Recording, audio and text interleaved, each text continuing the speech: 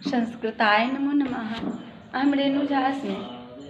नागार्जुन संस्कृत महाविद्यालये तत्रैव साहित्यविषये प्राध्यापकोऽस्मि।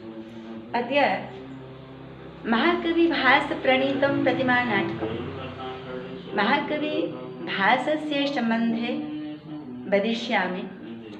बच्चों ध्यान देना, आज मैं भास के संबंध में आपको बतलाऊंगी। महाकवि भास अपने कवित्व से जितने ही श्रद्धास्पद हैं, अपने व्यक्तित्व और कृतित्व से उतने ही अधिक विवादास्पद। इधर 1912 ईस्वी में महामहोपाध्याय गणपति शास्त्री को त्रावणखोज में संस्कृत के 13 नाटक मिले थे। वो 13 नाटक महाकवि भास के ही कृति है। इनके 13 नाटक के रचयिता महाकवि भास है, जिनका उल्लेख महाकवि कालिदास ने अपने मालविकाग्नि मित्रम नाटक की प्रस्तावना मालविकाग्नि मित्र नाटक की प्रस्तावना में किया है। विचार करने पर निसंदिग्ध रूप से यह कहा जा सकता है कि वे 13वें नाटक महाकवि भास ही लिखे। इन नाटकों की आकृति प्रकृति में अत्यधिक क्षमता पाई जाती है। शब्दों की भाषा और शैली एक सी मुहावरेदार एवं प्रांजल है। शब्दों में समान रूप से कुछ अपारणीय शब्द प्रयुक्त है, तभी एक ही सुंदर भाव या विचार की प्रकारांत पुनरुक्त की गई है। इतना ही नहीं, इन नाटकों में प्रयुक्त अनेक मुहावरों, वाक्य, पद एवं श्लोकों की चरण भी समान है। इनके पात्रों के नामों तक में समरूपता पाई जाती है। इनके सभी नाटकों में प्रस्तावना की जगह स्थापना शब्द का प्रयोग हुआ है। बिल्कुल, इनमें इनके सभी नाटक नान्द्यन्ते ततः प्रविशति सूत्रधारः के कथन को प्रमाण पुष्ट करता है। संस्कृत साहित्य के बहुत सारे स्वदेशी एवं विदेशी आलोचकों में इस बात का काफी मत भिन्नताएं हैं, फिर भी भास के संबंध में अपने प्राचीन उल्लेखों से यह सिद्ध होता है कि समस्त रचनाएं भासकृत ही हैं। 13 में समस्त भास का काल निर्णय। अब चलो भास का काल निर्णय पर। संस्कृत साहित्य के इतिहास के सर्वाधिक कठिनाई कवियों और उनकी कृतियों का काल निर्णय में है। भास की स्थिति काल का भी प्रश्न उठता है। स्थिति काल का भी प्रश्न उठता है, जटिल है। इतना तो निर्विवाद रूप से कहा जा सकता है कि भास महाकवि कालिदास से पूर्व एक ख्याति प्राप्त नाटककार थे। इस कथन की संपुष्टि उनके काव्यों की एक विशिष्ट शैली जो बाद के काव्यों की अलंकृत शैली से सर्वथा भिन्न होती है। इस कथन की पुष्टि भास के नाटकों में प्रयुक्त भाषा में अर्थ एवं अपारणीय प्रयोग से तथा उनके नाटकों में चित्रित पुरातन वातावरण से भी होती है। कालिदास ने अपने प्रसिद्ध नाटक मालविकाग्नि मित्र की प्रस्तावना में महाकवि भास का उल्लेख किया। इससे स्वतः प्रमाण स्पष्ट होता है कि महाकवि कालिदास से 100 वर्ष पहले हो चुके थे नाटककार भास। कालिदास अर्थात 100 वर्ष पहले पूर्व अवश्य थे। कालिदास का स्थिति काल अब विद्वानों के बीच प्रथम शताब्दी ईस्वी पूर्व मान्य होना चाहिए। कुछ यूरोपियन विद्वानों ने भास के द्वितीय या चतुर्थ शताब्दी ईस्वी में निर्धारित करते भास की नाटकों की खोज से पूर्व संस्कृत के उपलब्ध नाटकों में शूद्रक का मृच्छकटिक नाटक की सर्वाधिक प्राचीन माना जाता था। किंतु अब भास के चारुदत्त नाटक की उपलब्धि के बाद यह लोग मानने लगे कि मृच्छकटिक की रचना चारुदत्त के अनुकरण पर ही की गई है। किंतु कौटिल्य ने अपने अर्थशास्त्र में प्रतिज्ञा योगंधरायणम का एक श्लोक उद्धृत किया है। इससे भी प्रमाणित होता है कि कौटिल्य के अर्थशास्त्र की रचना के पूर्व भास एक ख्याति प्राप्त प्रामाणिक के रूप में विस्तृत हो चुके थे। अंतः साक्ष्य पॉइंट 3 1-2 के बाद भास के नाटकों का आधार रामायण महाभारत एवं लोक कथाएं। रामायण एवं महाभारत का समय ईस्वी पूर्व 6ठी सदी के आसपास है। भास के उदयन से संबंधित नाटक भी इसी बात को पुष्ट करते हैं। उदयन एक ऐतिहासिक पुरुष थे। इनका समय भी ईस्वी पूर्व 6ठी सदी के लगभग। अतः हम कह सकते हैं कि भास निश्चित रूप से ईस्वी पूर्व 2री या 3री सदी में विद्यमान थे। प्रतिमा नाटक से 5म अंक में रावण ने जो अपना परिचय दिया तथा अपने द्वारा अधित विद्याओं का उल्लेख किया, निश्चित रूप से उन सबों का अध्ययन अध्यापन ईस्वी पूर्व 4th सदी के लगभग ही था। इससे भी भास के स्थिति काल का बोध होता है।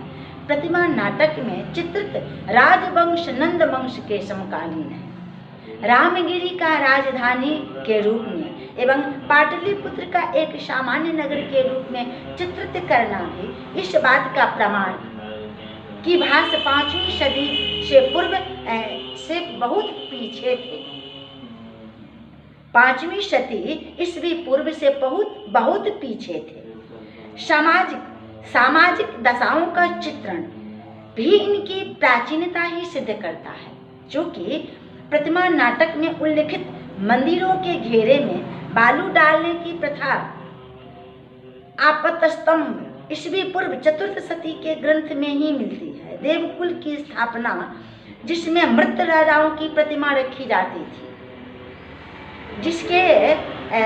जिनके नाम पर इस नाटक का नामकरण किया है, शैशुनाग राजाओं के युग को बात दिलाती है।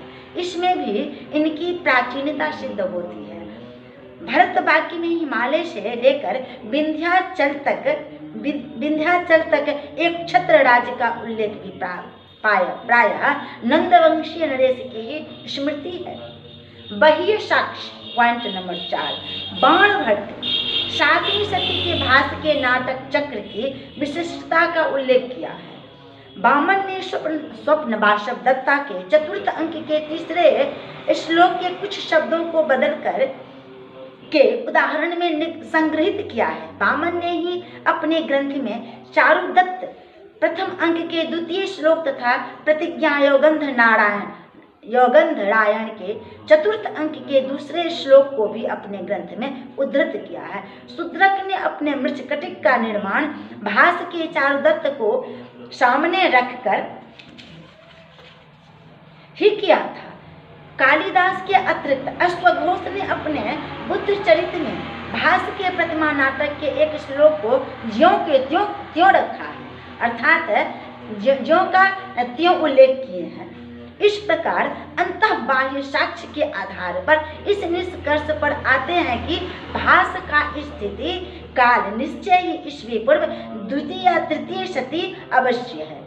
इनकी नाटक में वर्णित तथ्यों के आधार पर भी हम कह सकते हैं कि इनका जन्म उस समय अवश्य हुआ होगा जब ब्राह्मण धर्म का पुनरुत्थान हो चुका होगा। ये पौराणिक ब्राह्मण धर्म के उपासक थे। भास की रचनाएं, भास के कितने रचनाएं हैं इस पे मैं चर्चा करूंगी। भास के नाम से अब तक 13 नाटक उपलब्ध हुए हैं।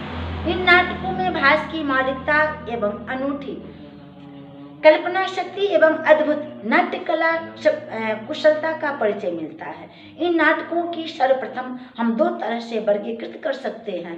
पहला वर्गीकरण नाटकीय संविधान की दृष्टि से है, दूसरा इतिवृत्त के मूल स्रोत को दृष्टि में रखकर किया जा सकता है। उपलब्ध इन 13 रूपकों में 8 तो पूरे नाटक हैं एवं 5 एकांकी हैं। प्रतिमा नाटक स्वप्न वासव दत्तम, प्रतिज्ञा योगंधरायण, बालचरित, पंचरात्र, अभिषेक, अभिराम और दरिद्र चारु दत्त नाटक है। तथा मध्य मव्यायोग दूत वाक्य दूत घटोत्कच कर्णभार पुरुभंग एकांकी है। विषयानुसार इन्हें इन 5 श्रेणियों में विभक्त करते हैं। प्रथम पहला राम कथा पर आश्रित नाटक, दूसरा महाभारत की कथा पर आश्रित, तीसरा भागवत कथात्मक, चौथा लोक कथात्मक, पांचवा उदयन कथाश्रित। पहला प्रतिमा नाटक प्रतिमा, दूसरा अभिषेक, तीसरा पंचरात्र, चौथा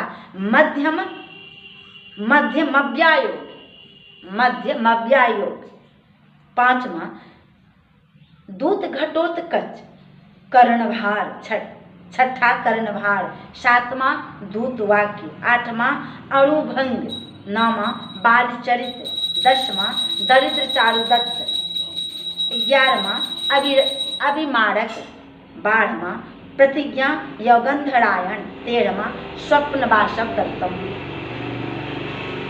प्रतिमा नाटक, यह बात अंकों का एक यह प्रतिमा नाटकम अर्थात प्रतिमा नाटक यह 7 अंकों का एक नाटक है। कितने? 7 अंकों का एक नाटक है। इसमें राम वनवास से लेकर के राम राज्याभिषेक तक की घटनाओं का उल्लेख है। महाराज दशरथ की मृत्यु के बाद ननिहाल से लौटते हुए भरत ने मार्ग अयोध्या के समीप देवकुल में अपने दिवंगत पूर्वजों के साथ महाराज दशरथ की भी उनकी मृत्यु का पता लगा। इस घटना के आधार पर ही इस नाटक का नाम प्रतिमा नाटकम रखा है। अभिषेक,